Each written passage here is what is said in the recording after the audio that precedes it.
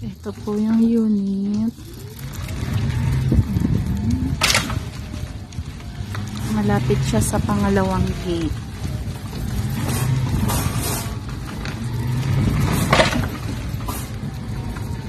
Yan na po yung gate. Ito po yung unit.